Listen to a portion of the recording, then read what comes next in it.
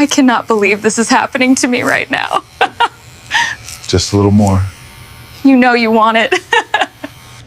The laughter echoed through the VIP lounge, sharp, uneasy, and wrong. A group of uniformed attendants stood around a single chair, where a man sat frozen, disbelief painted across his face.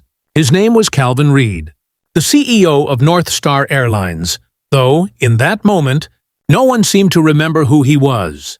One of the attendants held an electric razor, its buzz slicing through the tension like a blade through glass.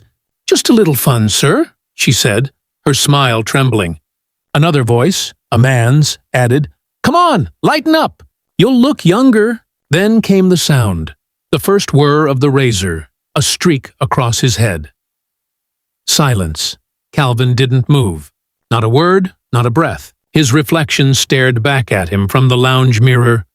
Patches of hair gone, dignity shredded in front of a dozen phones recording every second. When the last laugh died, the attendants realized what they'd done. The room that once reeked of authority now smelled of fear. Calvin slowly rose from the chair. His voice, calm but cold, broke the air. "Lock every exit," he said, and the entire lounge fell silent. Just 24 hours earlier, Calvin Reed had been the image of composure and control. The man who built NorthStar Airlines from a struggling regional carrier into a global name. People called him the quiet visionary. The kind who never raised his voice, never lost his temper, and never forgot the names of the people who served coffee in his boardroom. That morning, he'd flown in on one of his own aircraft, Flight 732 from New York to London, to attend a corporate retreat meant to celebrate 10 years of growth. The airline's senior staff had been preparing for his arrival for weeks. Banners hung in the terminal, champagne chilled in crystal, and a small private lounge reserved exclusively for him. But something had shifted within the company lately, an arrogance that Calvin had noticed creeping into the culture. Some of the newer recruits, young and brash, treated uniform and title like armor. Respect had become performance, kindness, optional. He'd intended to address that problem during the retreat. Instead, the problem addressed him. When Calvin walked into the lounge, he found a cluster of attendants gathered near the minibar. Loud, laughing, relaxed in a way that didn't belong in a professional setting. They didn't notice him at first. The room smelled of hairspray and perfume. A bottle of gin sat open on the counter. Then one of them turned, her smile fading when she saw him. "Oh, sir, we didn't realize you were—" "It's fine," Calvin had said, calm as always. "Go on." They hesitated, exchanged glances. Then one of them, a young man named Derek, held up a small travel shaver. "We were just fooling around. Emma bet she could do a straight line in one go." Calvin gave a faint, polite smile. "Be careful with jokes," he said. "They sometimes shave off more than you think." The group laughed nervously. He sat down to check a few messages, unaware that someone had whispered an idea, a dare that would turn a foolish moment into a scandal the world wouldn't forget. By the time Calvin looked up again, the laughter had shifted tone, and the razor was already humming in Derek's hand. The first sound of the razor had sliced through the air so suddenly that even Calvin thought he'd misheard it. For a second, everyone laughed, awkwardly, nervously, thinking it was part of the joke. But the laughter faded when they saw the small line carved clean through the side of his head. No one moved, not the attendant holding the shaver, not the others frozen around her. The faint hum of the machine still buzzed in the silence, until Derek fumbled to switch it off. Calvin looked up slowly, his reflection in the glass panel behind them. The image staring back wasn't that of a man embarrassed. It was a man realizing that everything he'd built had just been mocked, not by strangers, but by his own people. "You think this is funny?" he asked quietly.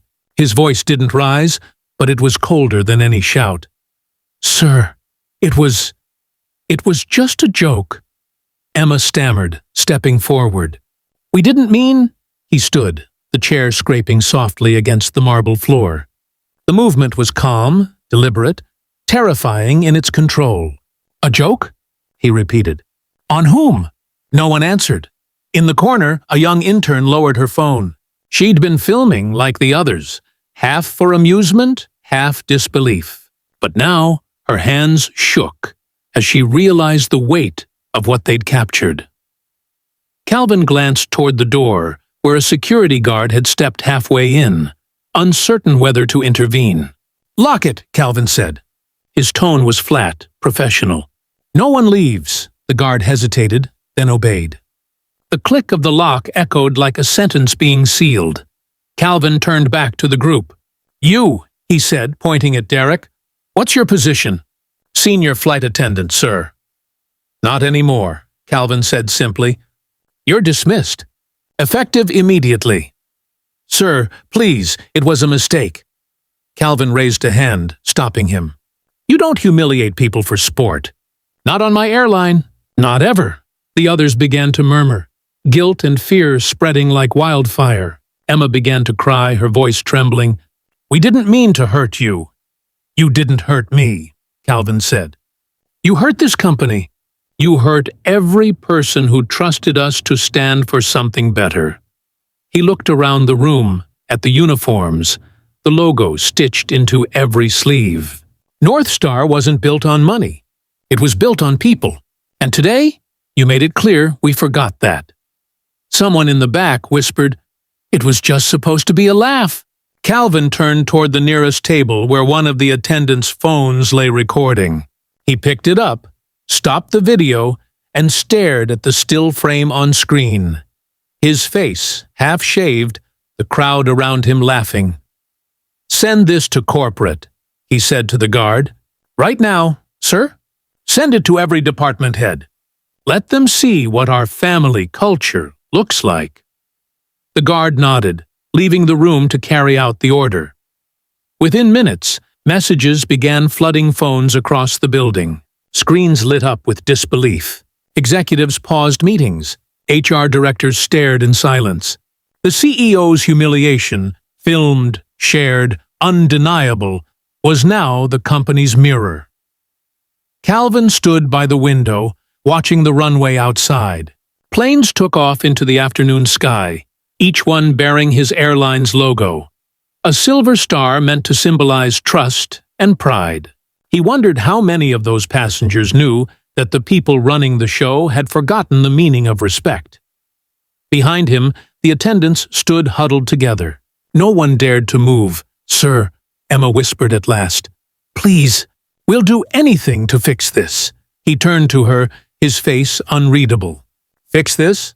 he asked softly. "You can't fix what's already broadcast.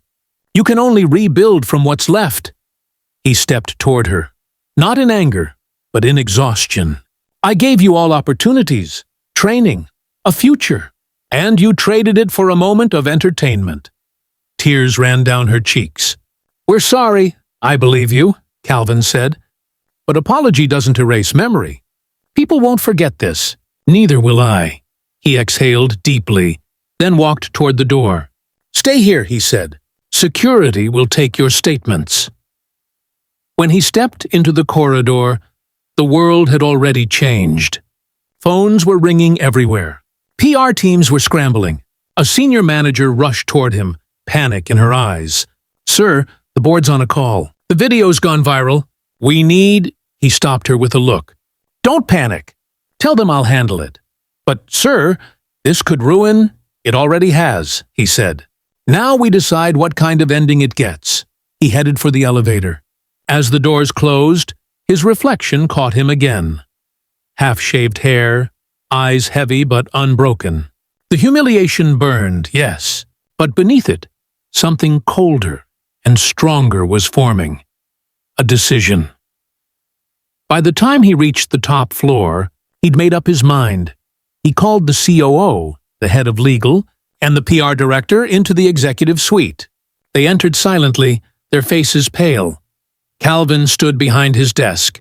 "Effective immediately," he said. "NorthStar Airlines will suspend all operations for the next 72 hours." The COO blinked. "Sir, shut down the airline? That's impossible." "Not impossible," Calvin said. "Necessary." He slid the phone across the desk. The video still paused on screen.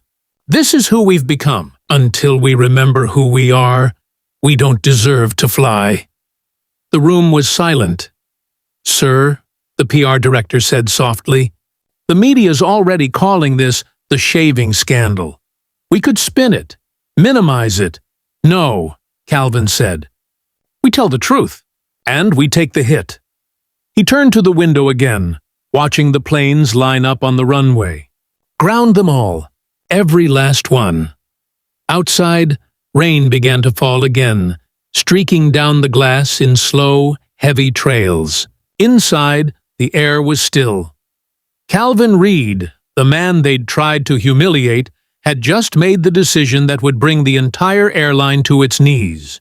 Not out of vengeance, but out of principle. The conference hall was filled with silence, the kind that hums louder than sound itself. Rows of executives, managers, and senior crew members sat facing the stage, eyes fixed on the man who had built their world. And now was about to tear it down. Because sometimes the only way to clean the stain is to stop pretending it isn't there. Reed stood behind the podium, his posture calm, but his eyes hollow from a sleepless night. The half-shaved patch on his head had been trimmed clean, but the memory of the humiliation lingered like a burn under the skin. Cameras lined the back wall. Every major news outlet had been invited. He wanted no secrecy, no spin. "I know what you've all seen," he began quietly. His voice carried through the hall. Low, deliberate, every word heavy with control. "I know what it looked like. Because I've watched it too." A pause. He let the silence stretch, forcing them to meet their own reflection through him. "That video wasn't about me," he continued. "It was about us. About what happens when success becomes arrogance, when titles replace humanity. When we forget that the people serving drinks, or cleaning cabins, or greeting passengers, they're not part of the company. They are the company." He stepped out from behind the podium, his hands at his sides. "When I started NorthStar, I wanted to prove that we could fly with integrity. That an airline could be more than steel and schedule. It could be dignity at 30,000 feet. But yesterday, in a single moment, that dream was mocked. By our own." Someone shifted in the front row. The sound of a throat clearing echoed unnaturally loud. Calvin looked toward the back, where Emma and Derek sat flanked by HR staff, pale, trembling. He didn't look at them with anger, only with quiet recognition. "I don't blame two people for this," he said. "I blame a culture that told them it was okay to laugh at someone's expense. A culture that rewarded charm over character. That's not their failure." "It's mine," gasps whispered through the crowd. "No one expected a CEO to take the fall." Calvin continued, his tone steady, emotion tucked neatly beneath discipline. "So here's what will happen. Effective immediately, NorthStar Airlines will cease all operations. Not suspended, ceased. Every contract, every flight, every ongoing service. Frozen. Our wings stay grounded until we remember what they stand for." The room erupted. Murmurs rose like waves, disbelief spreading fast. The COO stood, panic written all over his face. "Sir, we can't do that. Thousands of employees, international routes, investors." Calvin raised a hand. The room went still again.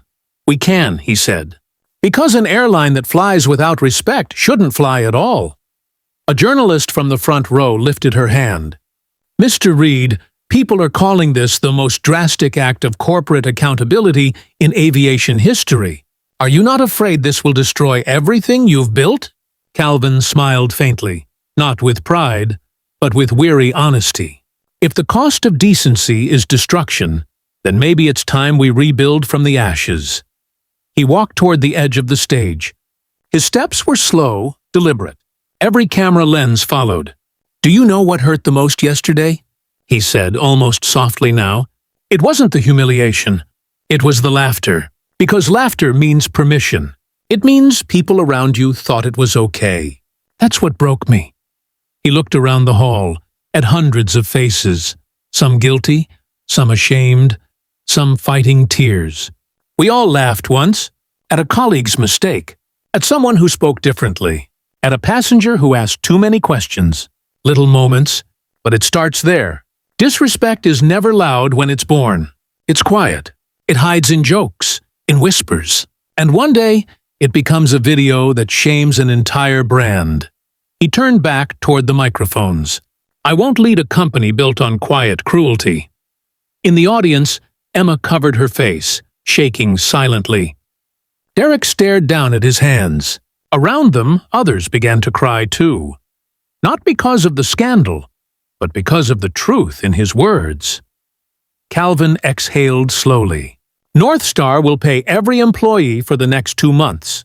After that, we'll reopen. But as something new. No ranks, no uniforms that divide. We'll retrain. We'll rebuild. And if you choose to come back, you come back as better human beings, not just better employees. A long silence followed. Then, a single clap echoed from the back. Hesitant, almost uncertain. Then another, and another. Soon the hall filled with applause, uneven, emotional, but real. Some clapped out of admiration, others because they didn't know what else to do. But beneath it all was something deeper. Relief. Relief that someone had finally said what everyone already knew. Calvin stood quietly through the sound, not basking in it, not reacting, simply breathing. When the noise began to fade, he said one last thing. I don't want this company to be remembered for planes. I want it remembered for people. Because steel can fly, but only hearts can lift the weight of failure. He stepped away from the podium and walked off stage. The cameras followed him to the exit, the noise of flashbulbs chasing his silhouette until the doors closed behind him. Outside, the runway shimmered beneath the afternoon sun. Planes stood still, engines quiet, their silver bodies reflecting the man who refused to let them take off until they'd earned the right again. Calvin paused at the edge of the tarmac. The wind was sharp, lifting his coat slightly. He closed his eyes for a moment, not in regret, but in release. Behind him, inside the terminal, the massive electronic board that displayed flight statuses began to flicker. Cancelled. Cancelled. Cancelled. Line after line turned red. Reporters rushed to capture the scene. Passengers stared at their phones. Some cursed, others simply watched, unsure what to think. But one older woman in the corner smiled faintly and said to no one in particular, "Maybe it's about time someone did the right thing." Far above, the sky stretched endless and blue. Patient, waiting, and for the first time in his career, Calvin Reed felt peace. Not victory, not revenge, just peace. Because he had grounded more than an airline. He had grounded arrogance itself. The following week, the NorthStar terminals around the world stood eerily still. The bright blue banners that once fluttered proudly over the gates were now motionless, waiting for something that would not come. At least, not yet. Inside the headquarters, desks were empty, monitors dark. But the silence wasn't lifeless. It was cleansing, like the quiet that follows a storm too loud to forget. Calvin Reed walked through the deserted corridors with a paper cup of black coffee in hand. No assistants followed, no cameras lingered. He paused at every corner, touching the walls, remembering when these hallways had pulsed with laughter, ambition, and sometimes arrogance. He could almost hear the echoes of meetings, the chatter of crew members, the heartbeat of an empire that had forgotten what it meant to feel. In one of the offices, a few letters lay unopened on a desk. They were handwritten, the ink slightly smudged, apologies from staff, cabin crew, even passengers who had seen the viral video.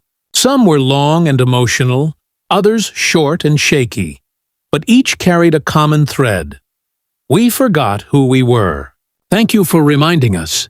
He read them one by one quietly, like prayers. Then he sat, staring out the window at the grounded planes lined up on the runway, like penitents in confession. Behind him, the door creaked open. It was Emma. She looked smaller than before, not physically, but in spirit. She hesitated before speaking. "Sir, I just wanted to say thank you for not ruining us completely, for giving us a chance to rebuild." Calvin turned, his face unreadable but softer than the last time she'd seen it. "You didn't need to thank me," he said. "You needed to understand." "I do," she whispered. "We all do now," he nodded. "Good. Then maybe it wasn't all for nothing." There was a pause, then she asked quietly, "Do you think people will forgive us?" Calvin smiled faintly. "Forgiveness isn't the point. Growth is," she nodded slowly, wiping a tear before she left the room. Later that evening, Calvin walked out to the tarmac. The sunset painted the sky in deep gold and violet streaks, the air humming with distant city sounds. The planes, polished but still, gleamed under the fading light. He stopped beside one, his first NorthStar jet, the one that had carried him through the company's very first international flight. A memory came rushing back. A younger Calvin standing right there, surrounded by cheering staff, cameras flashing, hope overflowing. Back then, he thought flying was about height, how high they could go, how far they could reach. Now he knew better. It was about ground, how firmly one stood before taking off. His phone buzzed. A message from the board, read. The press has shifted tone. Public opinion's changing. They're calling it the boldest act of corporate integrity in years. Investors want to meet. He stared at the message, then typed a single reply. Let them wait. Some things are worth earning slowly. He pocketed the phone, took a deep breath, and looked up. Far beyond the horizon, a plane from another airline cut through the clouds, leaving a silver trail in its wake. Calvin watched it until it disappeared. For the first time, he didn't envy the flight. He didn't crave the altitude. He simply stood there, feeling the weight of gravity, the grounding truth that had finally set him free. Tomorrow, NorthStar would begin again. New policies, new training, new people, maybe even new hope. But tonight was not about rebuilding.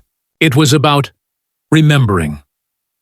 As Calvin turned to leave the runway, he whispered softly, almost to himself, "Flying isn't about escaping the ground. It's about earning the sky." The wind caught his words and carried them out across the quiet field, through the plains, through the silence, into the dusk. And somewhere within that silence, NorthStar breathed again, not as a company, but as a conscience.